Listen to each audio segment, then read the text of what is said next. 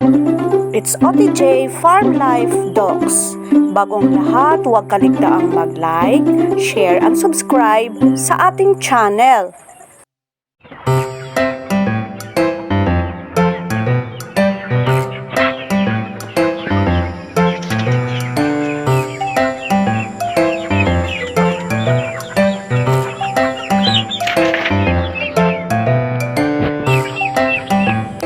Hello mga kadogs natin, we're about to go to work.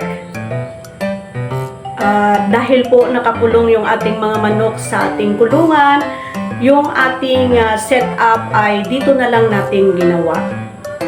So sa ating mga subscribers, sa ating mga kaibigan, nawa po ay andyan pa po kayo at sinisiguro ko din po na kahit wala po tayong upload masyado, tayo po ay nananatiling nandoon sa inyong mga channel. Tayo po ay nagbibigay palagi ng ating support.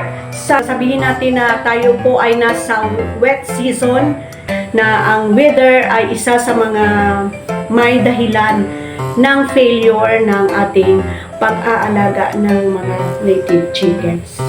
So ganito yung bahay natin sa bawat umaga. Nagkagulo-gulo yung mga alaga natin sa panahon na nandyan tayo na magbibigay sa kanila ng pagkain. Mga kadoks, ito yung kinagigiliwan nating mga alaga.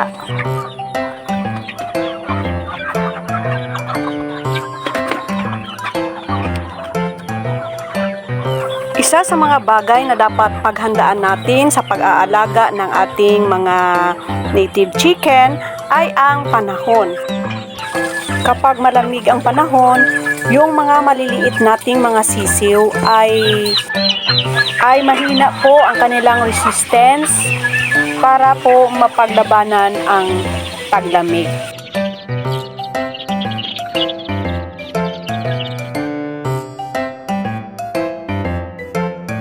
Sa panahon ng taglamig, mas mainam na mag-incubate na lang tayo ng mga itlog kisa magpalimlim sa ating mga inahin dahil hindi po masyadong productive ang result ng pagpapalimlim ng mga itlog sa mga inahin.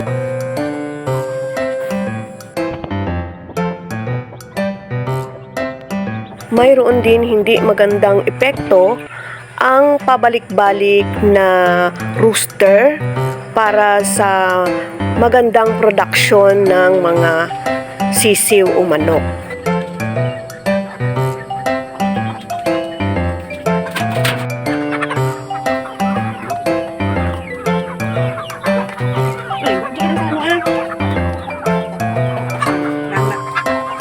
Mga kadoks, as what we have learned from our seminars, na yung sakit pala ay talagang nandyan lang sa paligid. Yung dapat lang nating gawin ay bigyan natin ng pananggalang yung ating mga alaga para ito ay hindi madaling magkakaroon ng sakit. So ito yung ating ginagawa. Kahit na gabi ay tinitingnan natin yung mga alaga natin kung kumusta sila dahil ito ay panahon ng taglamig. Kahit na nasa loob sila ng kanilang bahay, hindi pa rin natin masasabi na sila ay talagang safe.